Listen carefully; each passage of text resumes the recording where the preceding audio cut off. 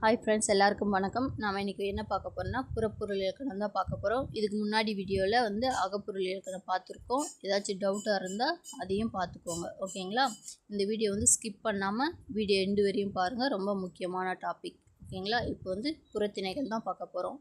புறத்திணைகள்னால் என்னென்னா, புறம்னா வெளியே, அகம்னா உள்ள. இதை நல்லா மைண்டில் வச்சுக்கோங்க, ஓகேங்களா? புறத்திணைகள் 12 வகைப்படும்.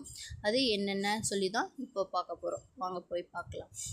First one வெச்சித்திணை. வெச்சித்திணைனா என்னென்னா, பகைவர்கள் ஆணிரையை கவர்வது. ஆணிரைனா என்னது?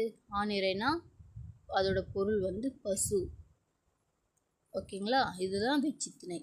கரந்தை திணைனா பகைவர் கவர்ந்து சென்ற ஆணிரைகளை மீட்டு வருவது. கரந்தை திணையில் எடுத்துகிட்டு போன ஆணிரைகளை, அதாவது பசுக்களை மீட்டு எடுத்துகிட்டு வருவாங்க. அதுதான் கரந்தை திணை. நெக்ஸ்ட் ஒன் வஞ்சித்திணை. பகைவர் நாட்டை கைப்பற்ற கருதியது. பகைவர்கள் மற்ற நாட்டை எப்படி கைப்பற்றலாம் அப்படின்னு சொல்லி தான் யோசிப்பாங்க. Next one காஞ்சித்திணை. தன் நாட்டை கைப்பற்ற வந்த மாற்றரசனை தடுத்து போரிடல். காஞ்சித்திணையில் தன் நாட்டை போரிட வராங்கன்னா அது எப்படி தடுத்து நிறுத்தலாம் அப்படின்னு சொல்லி தான் காஞ்சித்திணையில் பார்ப்பாங்க. Next one நொச்சித்திணை. நொச்சித்திணைனா பகைவர் உள்ளே நுழையாதவாறு மதிலை காப்பது. அதாவது மதில்னா என்னென்னா சுற்றுச்சுவர் தான் காப்பாங்க, ஓகேங்களா? உளிஞ்சி திணை. உளிஞ்சினா பகைவர் மதிலை 4 புறமும் வளைத்து கைப்பற்றுதல். பகைவர் 4 புறமும் அந்த சுற்றுச்சுவரை வளைத்து கைப்பற்றுவாங்க. இதுதான் உளிஞ்சி திணை. நெக்ஸ்ட் ஒன் தும்பை திணை. தும்பை திணைனா அரசர்கள் இருவரும் எதிரெதிரே நின்று போர் புரிவது. அரசர்கள் 2 பேரும் என்ன செய்வாங்க? போர் புரிவாங்க. வாகைத்திணை. அரசர் தன் பகைவரை வெல்லுதல். வாகைத்திணையில் அரசர் தன் பகைவரை வெல்லுதலை பற்றி தான் சொல்லும்.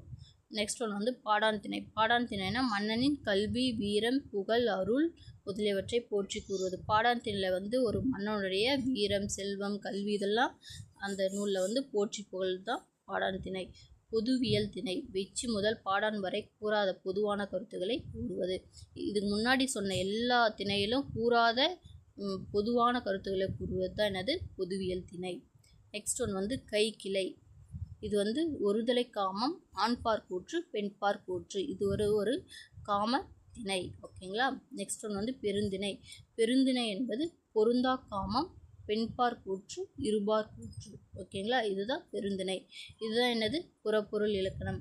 எல்லாருக்கும் வீடியோ யூஸ்ஃபுல்லாக இருந்திருக்குன்னு நினைக்கிறேன். எல்லாருக்கும் ஷேர் பண்ணுங்கள் அண்ட் சப்ஸ்கிரைப் பண்ணுங்கள். இன்னும் வீடியோ எல்லோரும் கண்டினியூவாக பாருங்கள். Okay friends, thank you.